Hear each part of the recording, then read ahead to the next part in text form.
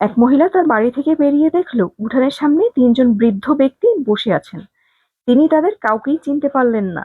তাই বললেন, আমি আপনাদের কাউকেই চিনতে পারলাম না, কিন্তু আপনারা হয়তো ক্ষুধার্ত। আপনারা ভেতরে আসুন, আমি আপনাদের খাওয়ার ব্যবস্থা করছি। তারা জিজ্ঞেস করলেন, বাড়ির কর্তা কি আছেন? মহিলা বললেন, না, তিনি বাইরে গেছেন। তাহলে আমরা আসতে পারবো না।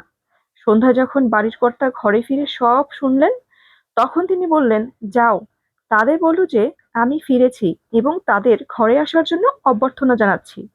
মহিলা বাইরে গেলেন এবং তাদের ভেতরে আসতে বললেন, কিন্তু তারা বলল, আমরা এভাবে তো যেতে পারি না। মহিলা জিজ্ঞেস করলেন, কিন্তু কেন? আবার কি সমস্যা? বৃদ্ধ লোকেদের মধ্যে একজন বললেন, আমাদের মধ্যে একজনের নাম সম্পদ, আরেকজনের দিকে নির্দেশ করে বললেন, তার নাম সাফল্য এবং আমি ভালোবাসা। এখন আপনি ভেতরে গিয়ে সিদ্ধান্ত নিন, আমাদের কাকে আপনি ভেতরে ঢুকতে দেবেন।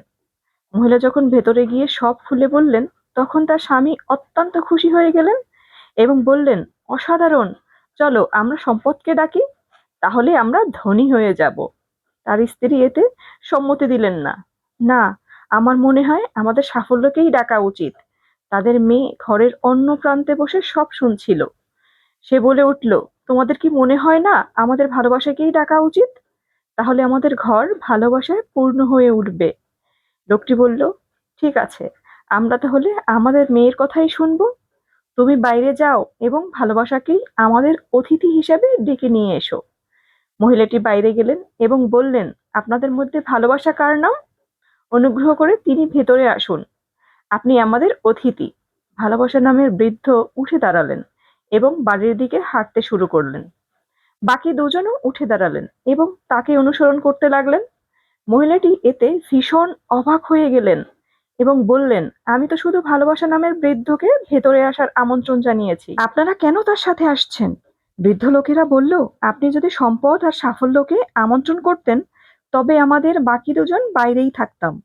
কিন্তু আপনি যেহেতু ভালোবাসাকে আমন্ত্রণ জানিয়েছেন, তো সে যেখানে যায় আমরা দুজনও সেখানেই যাই। যেখানে ভালোবাসা আছে সেখানে আছে প্রাণের উষ্ণতা, মানুষের মনে জাগে আশা, মুছে যায় অন্ধকারের ব্যথা। ভালোবাসা মানুষকে দেয় অদম্য শক্তির জোয়ার। সব বাধা পেরিয়ে তবেই পৌঁছায় সে সফলতার দ্বার।